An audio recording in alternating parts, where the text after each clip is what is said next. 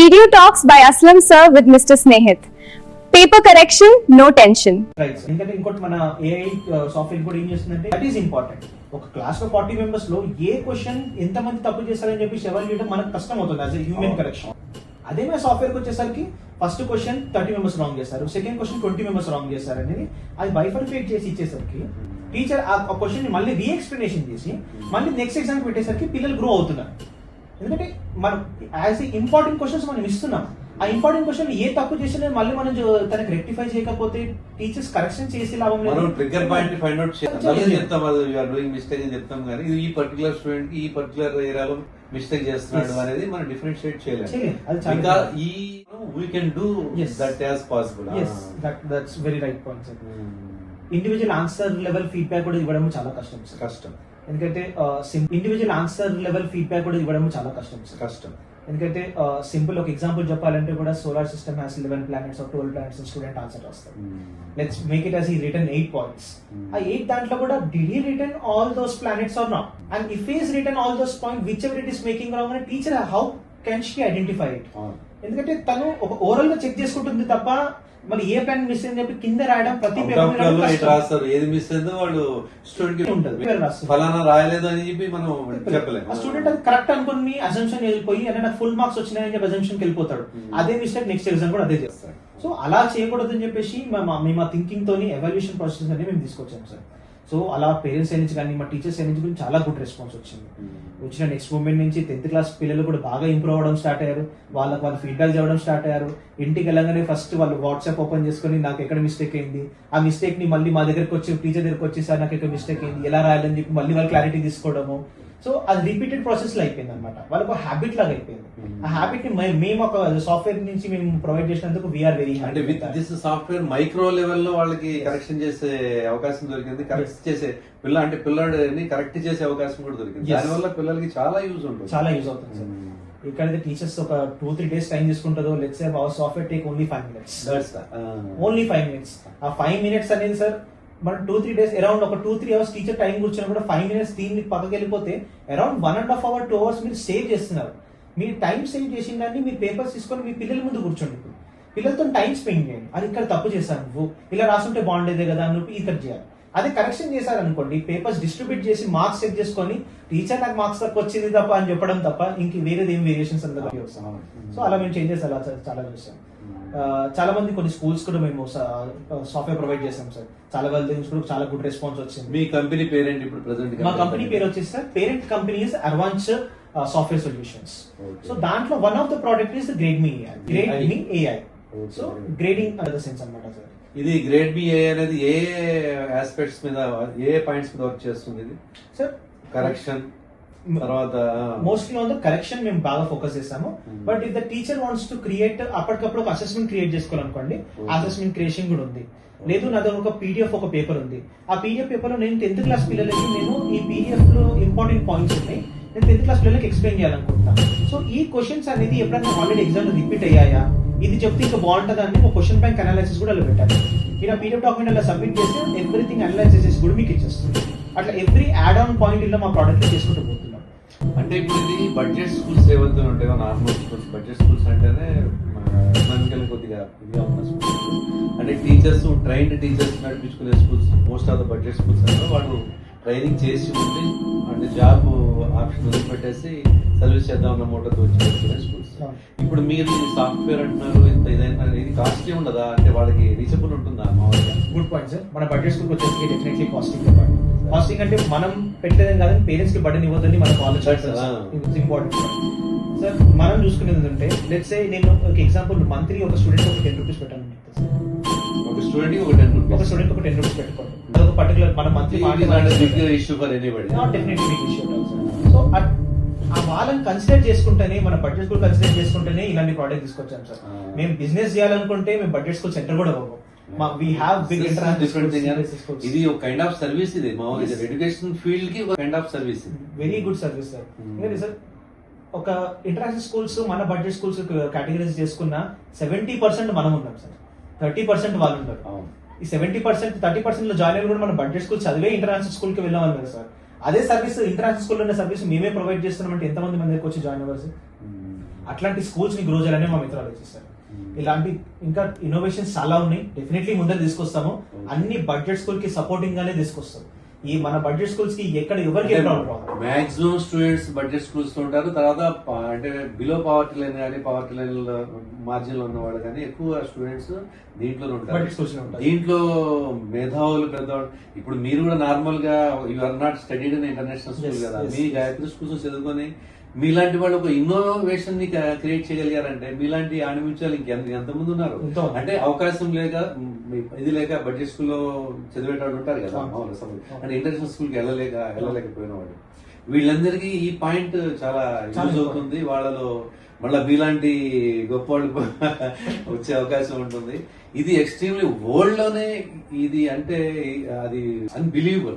ఎందుకంటే ఈ kind of thought రావటమే అసలు ఈ ఫీల్డ్ కి చాలా సేవ్ చేసినట్లేక. మిమ్మల్ని యాక్చువల్గా నేనేం చెప్తానంటే రాష్ట్ర ప్రభుత్వాలు కానీ లేకపోతే ఇండియన్ గవర్నమెంట్ కానీ they have to recognise you. ఎందుకంటే ఇటువంటి ప్రోడక్ట్ ఇప్పటి వరకు మనకు రాలేదు, ఏ కంట్రీలో ఇటువంటి ప్రోడక్ట్ లేదు. ఇప్పుడు ఇంటర్నేషనల్ స్కూల్స్ ఏముంటుంది, 25 స్టూడెంట్స్ కి 25 టీచర్స్ పెట్టుకునే కెపాసిటీ వాడుకుంటుంది. ఎందుకంటే they are collecting that much of amount కాబట్టి. కానీ మన బడ్జెట్ స్కూల్స్ లో ఏముంటుంది, 40 స్టూడెంట్స్ కంటే అంటే 40 స్టూడెంట్స్ ఒక టీచర్ చొప్పున మనం తీసుకుని ఉంటాం. ఆ టీచర్ కి నంబర్ ఆఫ్ బర్డన్స్ ఉంటాయి, 6 సబ్జెక్ట్స్, హోంవర్క్లు, క్లాస్ వర్క్లు, టెస్ట్లు. మళ్ళీ మనం గవర్నమెంట్ ప్రిఫర్ చేసే ఎగ్జామ్స్ ఇయర్ కి 4 kinds, 4 FL ఉంటాయి, 2 SL ఉంటాయి. ఇవన్నీ చేసేటప్పటికి టైం అంతా కూడా వాళ్ళకి అక్కడే లాగ్ అవుతుంది, లేకపోతే టైం అంతా అక్కడే వేస్ట్ అయిపోతుంది. వేస్ట్ టైం ని ఇన్వెస్ట్మెంట్ కిందకి మార్చినట్టు లెక్క. ఇప్పుడు ఈ టెక్నాలజీ వచ్చిన తర్వాత వెరీ గుడ్ జాబ్ మీరు చేశారు. దీంట్లో ఫర్దర్ గా మీరు ఏం చేయబోతున్నారు, దీంట్లో ఇంకా ఏదన్నా are you going to do any new in this one? Sir ఎలాగో ఏఐ గ్రేడింగ్ ఎలా తీసుకొచ్చాము, ఇది ఏదైతే ఫ్యూచర్ మేము ఒక ఏఐ టీచర్ మీద కూడా వర్కౌట్ చేస్తున్నాము. సో ఏఐ టీచర్ అనేది మనం డెఫినెట్లీ టీచర్స్ అయితే రీప్లేస్ చేయట్లేదు, కానీ ద కమాండ్ ఆఫ్ నాలెడ్జ్ ఇప్పుడున్న కరెంట్ టీచర్స్ లో మిస్సింగ్ ఇట్ సార్. ఎందుకంటే చాలా మంది అంటే ఏ టీచర్ టీచర్స్ ని కరెక్ట్ చేస్తారా? అంటే వాయిస్ ఇంక్రీజ్ చేయాలి, వాయిస్ తగ్గించాలి, సబ్జెక్ట్ కంటెంట్ ఇంకా పెంచుకోవాలి, ఇది దీనికి ఇక్కడ ఇటువంటి ఎగ్జాంపుల్ చెప్పాలి, ఇట్లా ఏదన్నా చేసేది ఉంటుందా? సార్ అలా టీచర్స్ ట్రైనింగ్ చేసే డిపార్ట్మెంట్ చాలా ఉన్నాయి కరెంట్లీ. సో నేను ఆ మెథడాలజీ నేను ఫాలో కూడా అవ్వట్లేదు. Let's say simple, you have a panel at your school sir. ఆ ప్యానల్ కి ఒక వచ్చి చిన్న నా ఏఐ కెమెరా అటాచ్ చేసేస్తాను. అదే ఏఐ కెమెరా మీ పిల్లల్ని అందరినీ డిటెక్ట్ చేసుకొని ఆ స్టూడెంట్ ఎవరెవరు ఏ స్టూడెంట్ అని చెప్పి తను రికగ్నైజ్ చేసుకొని తను యాజ్ ఏ ఒక హ్యూమన్ టీచర్ లాగా ప్యానల్ నుంచి ఒక టీచర్ టీచ్ చేస్తుంటది. ఒక ఎగ్జాంపుల్, ఒక నరేషన్ ఒక స్టూడెంట్ ఇన్ బిట్వీన్ ఒక నరేష్ కి డౌట్ వచ్చింది అనుకోండి, నరేష్ లేచి టీచర్ హ్యావ్ ఎ డౌట్ అనుకోండి, that camera will detect that person. అంటే ప్యానల్ బోర్డు మనము మామూలుగా in the place off white board panel board లో ఒక కెమెరా, ఆ కెమెరా ఉన్న క్లాస్ ఉన్న స్టూడెంట్స్ అందరిని రికగ్నైజ్ చేసి ఒక వర్చువల్ టీచర్ ఒకటి ముందుకు వచ్చేసి she will explain the subject. ప్రతి డౌట్ ని క్లారిఫై చేస్తుంది ఒక హ్యూమన్ టీచర్ లాగా. అక్కడ టీచర్ చేసిన పని ఒకటి ఏంటంటే క్లాస్ రూమ్ మానిటర్ చేసుకోవడం ఒకటి, మిగతాదంతా అదంతా వర్క్ చేసుకుంటుంది. అలా దాంతో connection VR correction AI corrections అనేది 2 యాడ్ చేసాం అనమాట సార్. ఎందుకంటే బడ్జెట్ స్కూల్ లో definitely teachers are the huge problems. So that too sir ఏమున్నా కొంచెం బడ్జెట్ లో తీసుకొద్దామని ప్రతి ఒక్కటి ప్లాన్, ఏం సర్వీస్ చేయాలనుకుంటా. ఎడ్యుకేషన్ అనేది ఎప్పుడు డ్రాబ్యాక్ అవ్వదు సార్, అది నా మెయిన్ ఎజెండా. పిల్లలు ఏమున్నా సరే కొత్త కొత్త టెక్నాలజీస్ నేర్చుకుంటూనే ముందరికి వెళ్ళాలి, కానీ అదే ఓల్డ్ సిస్టమ్ మెథడాలజీ వాడితే మాత్రం we are never going to grow. ఆ ఇండియా ఎకనామిక్ అలానే ఉంటుంది, యుఎస్ ఎకనామీ, జపాన్ ఎకనామీ అన్ని గ్రో అవుతూనే ఉంటాయి. So I don't want that kind of it adaptability to as an old generation. నాకు ఉండదని ఆలోచన. టెక్నాలజీని ఖచ్చితంగా మనం అడాప్ట్ చేసుకోవాల్సింది. వరల్డ్ ని కాంపిటీట్ చేయాలంటే మనం టెక్నికల్ గా సౌండ్ అయితే తప్ప మనం దీంట్లో రాలేము. దీంట్లో మీకు టీచింగ్ లోనే ఇంత టైం సేవ్ చేసే పరిస్థితి వచ్చిందనుకోండి, అప్పుడు వాస్ట్ ఆఫ్ నాలెడ్జ్ మనం షేర్ చేయొచ్చు. నంబర్ ఆఫ్ ప్రాక్టికల్ యాక్టివిటీస్ మనం చేస్తే దాంట్లో నుండి ఎంతమంది సైంటిస్టులు పుట్టుకొస్తారో మనం చెప్పలేము. Very good activity you are doing, very nice. God bless you. నాకు చిన్నాడు కాబట్టి నేను ఆశీర్వాదాలు ఉంటేనే మేము అవుతాం సార్. Thank you. మీరు గ్రేడ్ మీ గురించి, గ్రేడ్ మీ ఏ గురించి అది ఏం చేస్తుందో మొత్తం వెరీ డీటెయిల్డ్ మేనర్ చెప్పారు. మా ప్రాక్టికల్ ఒకసారి చేసి చూపిస్తే మా ప్రేక్షకులు ప్రాక్టికల్ గా చూసారు వాట్ హౌ టు డూ అనేది చాలా బాగుంటుంది. ఒకసారి చూపించడానికి వీలు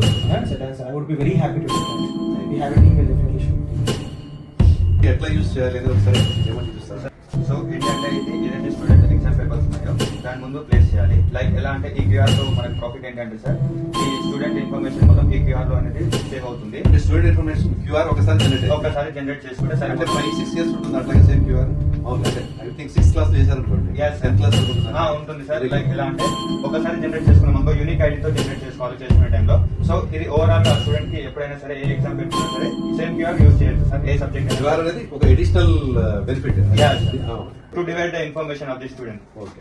సో హెడ్ అనేది డౌన్ బాటమ్ రావాలి. So then we have to start scanning. అంటే ఒక పేపర్ విత్ ఇన్ సెకండ్స్ లో అయిపోయింది. యా సార్, మినిట్స్ కూడా కాలేదు, సెకండ్స్ లో అయిపోయింది. Very good. Next result. So ఇలా మనకు వచ్చేసి ఇది పీడిఎఫ్ ఫార్మాట్ లో సేవ్ అవుతుంది sir. Okay.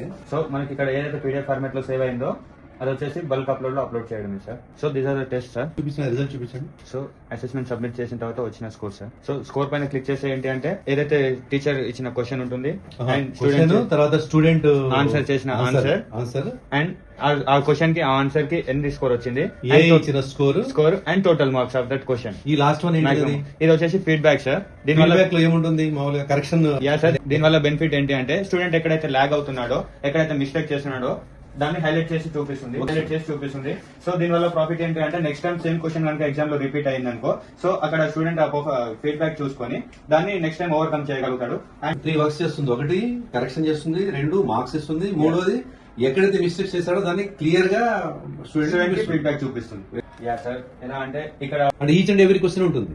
Yeah, each and every question కి ఉంటుంది sir feedback. Each and every question and answer కి ఫీడ్బ్యాక్ ఉంటుంది. మరి ఇవన్నీ ప్రింట్ చేసుకొని మీరు పిల్లలకి ఇవ్వాలంటే డిఫికల్ట్ కదా? ప్రింట్ చేయడానికి ఉంది అండ్ ఆల్సో సాఫ్ట్ కాపీ కూడా సెండ్ చేయొచ్చు సార్. సాఫ్ట్ కాపీ వాట్సాప్ వాళ్ళకి పేరెంట్స్ కి వెళ్ళిపోతుంది సార్. ఓకే. ఏ పేరెంట్ ఆ పేరెంట్ వెళ్ళిపోతుంది ఇండివిజువల్ గా. ఆ సెటప్ కూడా మన ఈ సాఫ్ట్వేర్ లో ఉంటుంది సార్. ఓకే. అంటే ఒక స్టూడెంట్ కి ఇండివిజువల్ క్యూఆర్ జనరేట్ చేయడము, వాడి కాంటాక్ట్ కూడా దీంట్లో అసైన్ చేసి వాళ్ళకి వాట్సాప్ మెసేజ్ వెళ్ళేటట్టుగా రిజల్ట్ ని సెటప్ చేయడము, దాంతో పాటు కరెక్షన్ లో 3 parts. మొత్తం ఇవన్నీ కూడా మీ గ్రేడ్ మీ AI చేస్తుంది. సో ఇక్కడ వచ్చేసి స్టూడెంట్ కి మాక్సిమం స్కోర్ 1 మార్క్ ఉంది సార్. అయితే స్టూడెంట్ కి వచ్చిన స్కోర్ 0.5. సో ఎక్కడైతే స్టూడెంట్ ల్యాక్ అయ్యాడు, ఎక్కడ ఆన్సర్ తప్పు రాశాడు ఏంటి అనేసి ఇక్కడ ఫీడ్బ్యాక్ ఇస్తుంది సార్. 0.5 ఎందుకు వచ్చిందో చెప్తుంది. 0.5 ఎందుకు కట్ చేసామో చెప్తుంది. Very good. ఎందుకు కట్ చేసామో చెప్తుంది. So this is the report. And finally we can publish the reports to their parents. Publish results. So we can publish the results to the parents with answer paper or without answer paper. అర్థం కాలేదు అసలు ఇది నా student పేపరే కాదు, paper కొట్టామనుకో student ఏదైతే ఇక్కడ రాశాడో ఈ answer papers అక్కడికి పేరెంట్స్ వెళ్తుంది వాట్సాప్ త్రూ. అంటే ఫిజికల్ గా మీ దగ్గర పేపర్ ఉంటుంది కాపీ సేవ్ అవుతుంది అండ్ పేరెంట్స్ దగ్గర కూడా కాపీ ఉంటుంది. Very nice. yes with answer paper అని కొట్టాం. సో అందరికి వెళ్ళిపోతుంది సార్. ఇందాక స్కాన్ చేసినప్పుడు మీరు ఆన్సర్ పేపర్ కూడా స్కాన్ చేయాలి, ఆ పేపర్ కూడా వెళ్ళిపోతుంది. Very good. అంటే తెలియకుండానే 6-7 ఫంక్షన్స్ చేస్తుంది. Yeah sir. Nice. Thank you sir. Thank you. Only A generate చేసిన పర్ఫార్మెన్స్ రిపోర్ట్ ఉంటుంది, స్టూడెంట్ రాసిన answer separate and A performance ఇచ్చిన షీట్ సపరేట్ ఉంటుంది. బట్ ఇంకో అప్డేట్ ఏంటంటే ఇక్కడ మీరు క్లిక్ చేసుకోవచ్చు. లైక్ ఇక్కడ ఏంటంటే స్టూడెంట్ రాసిన ఆన్సర్ ఉంది కదా, దాని పక్కనే లైక్ ఇక్కడ మిస్టేక్ చేశారు ఏంటనేది ఫీడ్బ్యాక్ అండ్ గ్రేడింగ్ అనేది ఇక్కడ ఇచ్చేస్తుంది. లైక్ గ్రీన్ మార్క్ లో స్టూడెంట్ రైట్ రాసింది, లైక్ మిస్టేక్ ఎక్కడ చేశారు అనేది ఇక్కడనే రెడ్ మార్క్ లో వచ్చేసి రెడ్ లైన్ ఇచ్చేస్తుంది ఆటోమేటిక్ గా. EDU Talks by Aslam sir with Mr. Snehit. Paper correction, no tension.